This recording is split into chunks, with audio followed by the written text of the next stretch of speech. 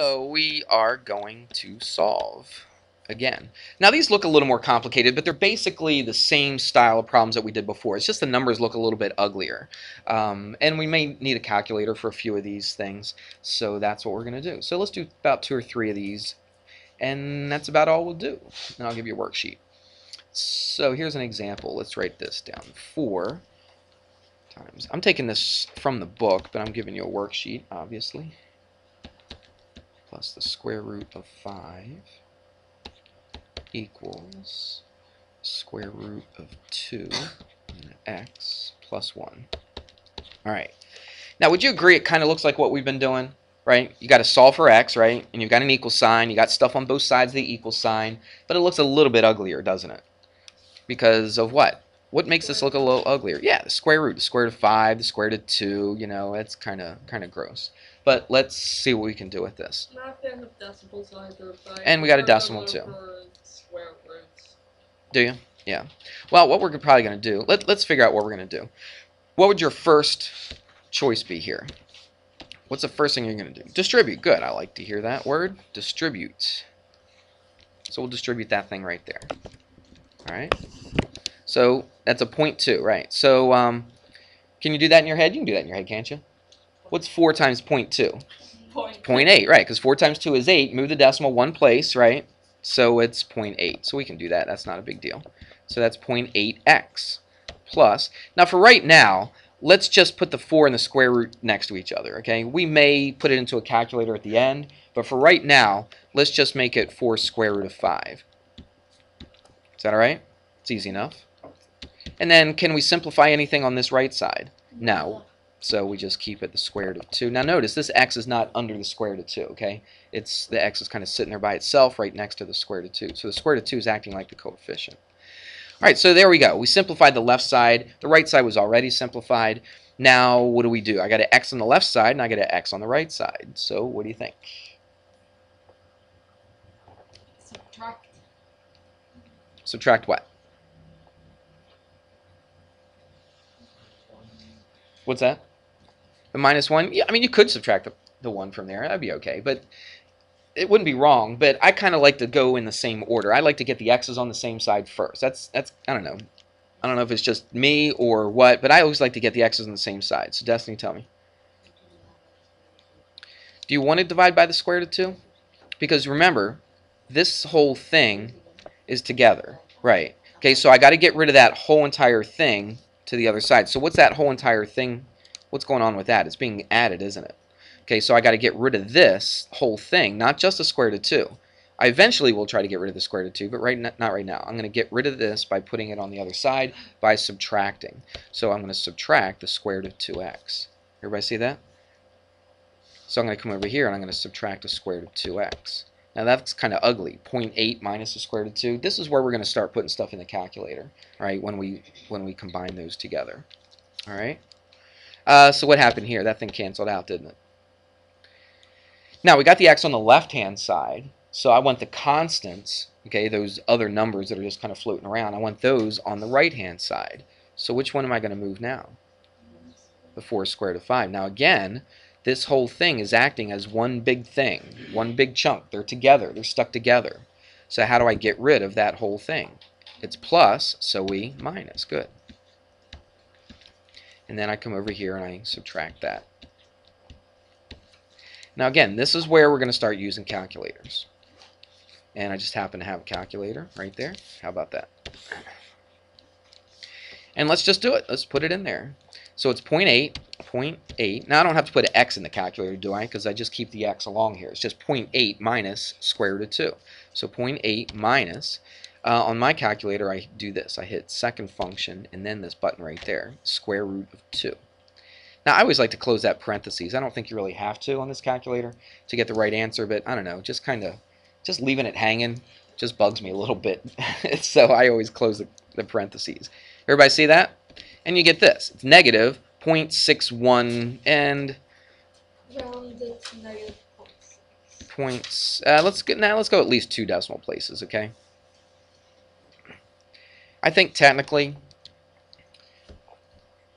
I should look in the book to see what they how they rounded. But we'll just get an answer. Then I'll look at the book and see what they get as an answer because I don't have it right in front of me. So we'll just keep it that. All right. So that's negative 0.61x. So we'll say 2 decimal places. Is that all right? Equals, and let's do this right here. 1 minus 4 squared of 5. There's no way I can do that in my head, so I go to a calculator. So it's 1 minus 4 square root. Now, on this calculator, you can just hit the 4 next to the square root of 5. If you have a little scientific calculator, a TI-30, whatever it is, XA, I think is what it is. That's a very common calculator. You couldn't just put it in like this. If you had one of the smaller calculators, who's using a little smaller scientific calculator and not a graphing calculator, okay? Now, let me see yours, Leslie. Hold yours up. Now, that one, you probably do it just like we do here, because it's got like the 2 lines of where you can put the code in there. All right, who's got, Isaiah, what do you have? Do you have a, okay, so you have one like that. Norval, what do you got? Is the same thing? Okay, does anybody have one with just the 1 line? The TI-30XA? Nobody's got that one? Okay, well, a lot of people usually do. But on that one, you would have to go 4, and then hit times, and then hit 5, and then the square root. Okay? So you got to go kind of out of order. On this calculator, this is what you do. And for you guys that have that 2-line scientific calculator, I think you would do it like this too. Where did it go? Did I hit clear? Oh, there it goes. Must have just turned off. I don't know. There we go. So what do we get? That's 4 squared of, or 1 minus 4 squared of 5, just like we have here, and we'll hit equals, and that's negative 7 point.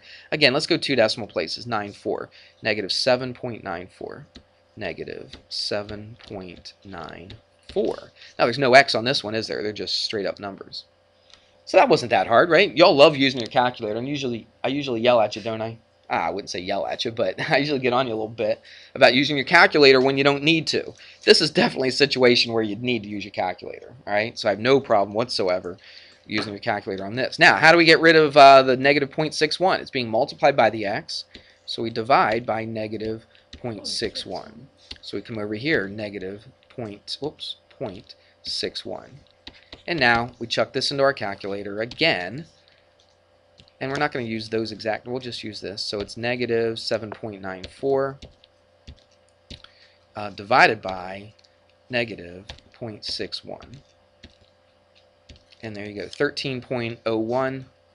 If you round it to the second, it's really 02, isn't it? So we'll say 13.02.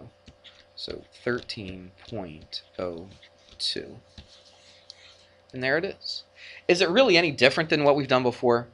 It's nothing. It's exactly the same kind of problem that we did before, just a little bit more complicated because you got these ugly numbers. You can't just do everything in your head this time. But you get to use your calculator. Y'all love the calculator, so you should be happy with that. All right? Let's do another one. Let's get real tough this time, all right? You up for it? Let's do this one. This will be the last one. We'll just do 2 of them. So it's 3 pi x minus, watch this baby, the 4th root of 3. It's ugly already, isn't it? Yep. 0.75 pi x plus square root of 19. But look, this really is just the same kind of problem that we've always been doing, but the numbers are pretty ugly, okay? And we're definitely going to use a calculator on this stuff, all right? First of all, you got to recognize, let's do this. Let's make my variables a different color, just so that they stand out a little bit. I know you're not going to be able to do that with your pencil, but I can do that. Excuse me. I can do that with my fancy little machine here. So that's what I'm trying to solve for. But look, I got x on one side of the equal sign, I got x on the other side of the equal sign. So what's my goal? My goal is to put the x's where? On the same side of the equal sign. So let's do that. I mean, you could take the one on the right and move it to the left, or take the one on the left and move it to the right. It doesn't make any difference. Let's do it this way. Let's take this one and move it to the left. So we're going to go negative or minus 0.75 pi. Oh, x, right? Have to get rid of the whole thing, don't we? Because I'm trying to move the whole x term over to the left-hand side. So I come over here. It's negative 0.75 pi x. You got that? 2.25 pi x. Yes, it is. We'll do that in a second. Now, I got the x's on the left-hand side, so now I want to get the constant over on the right-hand side. The constant is just that number that's sitting there. It's not being multiplied by an x or anything, all right? So it's this thing right here. So I got to get rid of this. Well, it's being subtracted, so how do I get rid of it? I add it. So I add the 4th root of 3. So I come over here and I do the same thing. I add the 4th root of 3. There's no way I could do that in my head, so I'll use a calculator for that. This one and this one cancel out. Now, Tiffany said, look, these are like terms, aren't they? 3 pi minus 0.75 pi, which is just 2.25 pi, isn't it? All right. If you want, you can just write it like that. If you wanted to, you could actually put that into a calculator and get just a straight-up decimal number if you wanted to. What would you rather do? Tell you what. Since we're using a calculator, let's just stick this in a calculator, all right? So how do you do 3 pi? Well, there's a pi button. You see it right there? So it's second function and then that up arrow thing. So 3 and then pi, got to hit second function. Now again, on this calculator, oops, I hit the wrong button. That's clear. Let's try this one more time. 3, there it is, pi. So 3 pi minus 0.75 pi, and then second function in that. On the, if you had just a regular scientific calculator, that TI-30XA, you would have to hit 3 times. You got to hit the times button, and then you hit the pi symbol. All right. Don't just put 3.14. Use the actual pi symbol on your calculator, so we're all consistent. We're doing it the same way. Everybody okay with that? So use the actual pi button. So on a calculator like this, you just put them in, and you hit enter, and there it is. And we'll round it to 1 decimal place. What would that round to? If I'm sorry. Oh, 7. I don't know. Do we want to go 1 or 2? Let's go 2 decimal places. Since this has 2 decimal places, let's make this 2 decimal places. So this would be what? 7. 7.07. So it's 7.07 what? X. Right, because you still got that X right there. All right, so we got that done. Now we just come over here and we put this into a calculator. Scooch this over so I can see it. All right, so square root of 19. We know how to do that, right? The square root of 19. I like to close it. And we're adding this time, aren't we? We're adding a 4th root of 3. Now, how in the world do you do 4th root of 3? Good question. I had to do this on a scientific calculator. You could go to math. Let's see if they have 4th root. They don't have 4th root. They have a 3rd root. They have, right, a cube root. But you can use this button right here. Do you see that button right there? Next to Now, I might have to learn how to use this, so bear with me, because I don't use this very often.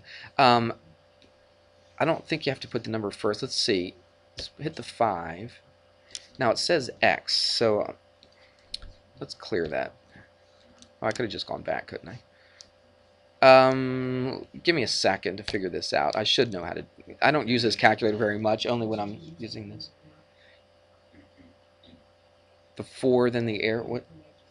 Put the 4 first. Yeah. Well, you would have to put the 4th. You'd have to take it to the 1/4 power. You could do that. You could take it to the 1/4 power. But I'm trying to figure out how to use this button right here. I don't.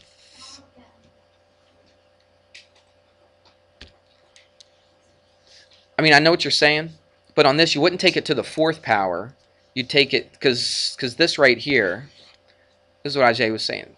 Take it to the 1/4 power. Isn't that the same thing as that? Remember, we had a lesson on that before, didn't we? Right?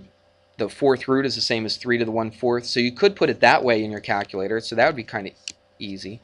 I got to figure out how to do that 4th root, though, in this calculator. I can do it really easy on that scientific calculator. This one I have to.